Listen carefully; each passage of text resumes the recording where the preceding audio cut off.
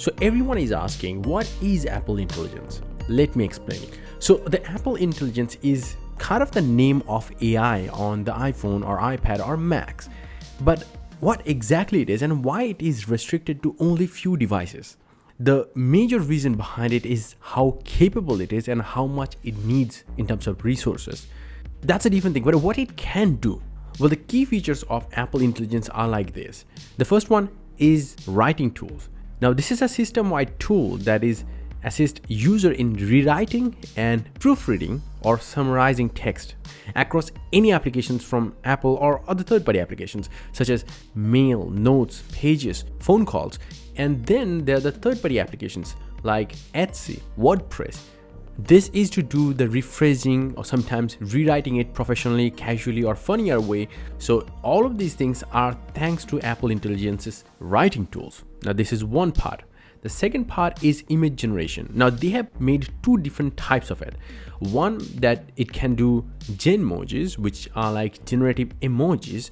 For example, you want something specific as an emoji which you don't have in the keyboard, then you can actually generate it using Apple Intelligence on specific hardwares. But the image playgrounds, which is another part of the image generation, is actually for the other stuffs. Let's say you ask Siri to just generate an image of a princess inside the pool. Siri will do it. Now that image generation is thanks to the image playground of the image generation of the Apple Intelligence.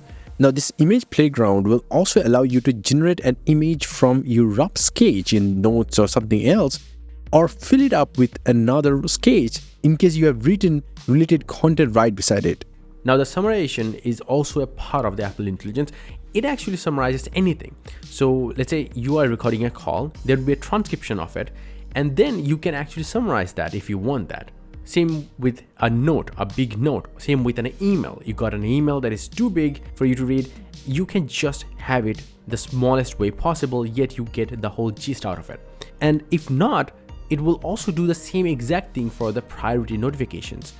So your priority contact messages will be summarized and presented on top of every notifications, so you don't have to read the whole message while you still get it at the top of every other notifications. That's all Apple Intelligence.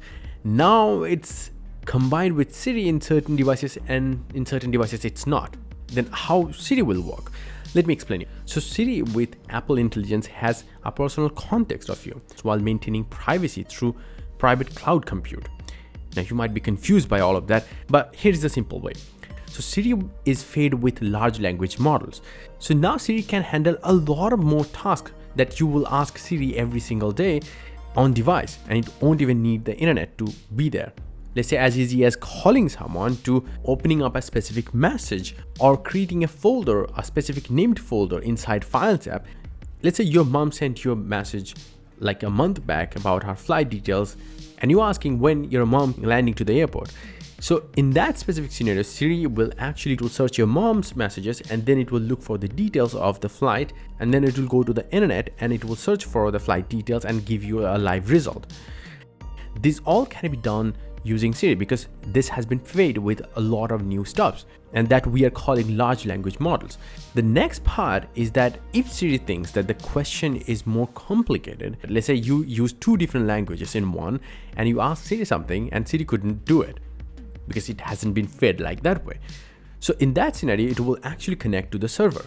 Now you might be thinking that is where the problem is. Servers are complicated and servers can store data. But Apple is saying the servers are actually using Apple's own chipset-based computers, which has secure enclave, which in simple words means it maintains the security in it. So it doesn't go anywhere outside that. And even in that scenario, Siri will not share all the private data with the server as much as possible, according to Apple. And even then, Apple is also allowing a third person to verify any claims. But then you might be thinking, what if the question is more complicated than ever? Let's say you want to generate something totally different and that has a lot of data in it. How would Siri will process this? That's where the ChatGPT comes in. If Siri thinks that this is very complicated, even the server can't handle it, then yes, Siri will ask you to send all of this message to ChatGPT to give you a proper result. And that's something that Siri will decide what to send to ChatGPT and what not to send to ChatGPT. And when it's sending to ChatGPT, it will ask you the permission to do that. So that's how the whole privacy and Siri and Apple Intelligence will work. So it's more of a personalized assistant than ever it was, which is great, but at the same time, this is only restricted to few hardware, as I was saying in the early part of the video. Why? Mostly because Apple Intelligence takes a lot of compute powers, and that's all thanks to the NPUs. We ignored the NPUs in the early days of the chipsets, but nowadays it's very important because aside from the normal tasks that are handled by the CPU, the NPU handles all the tasks done by the AI. And this whole machine learning things happening on all of the models since I think A11 chipset, but those are in smaller numbers only for processing the image and stuff like that. But nowadays it's even more complicated. That needs heavier NPU power that's only available on the M1 chipset or later, and on the A17 Pro and the future chipset will have it. But on top of all of this, because this processing takes up so much of power, it also needs a lot more RAM. And because only the iPad Pro M1 and later models, same goes for the Mac, and the iPhone 15 Pro models are equipped with 8 GB of RAM at the very minimum, plus that kind of powerful NPU. So these are the only devices that will support the Apple's AI or Apple Intelligence. This is not only going to be restricted to only these few things. Over time, a lot more features will be added to the Apple Intelligence, and that the current iPhone 15 Plus, 15 or the older models will continue to not have it inside. So yeah, that's going to be a differentiating factor between the next generation iPhone 16 and the 15 too. So if that makes sense to you. Anyway, that's totally Apple Intelligence for now, and I hope you get it what I'm trying to say. And yes, if you want, you can get some crazy cool wallpapers up on my website. A link down below. Until the next one, bye and take care.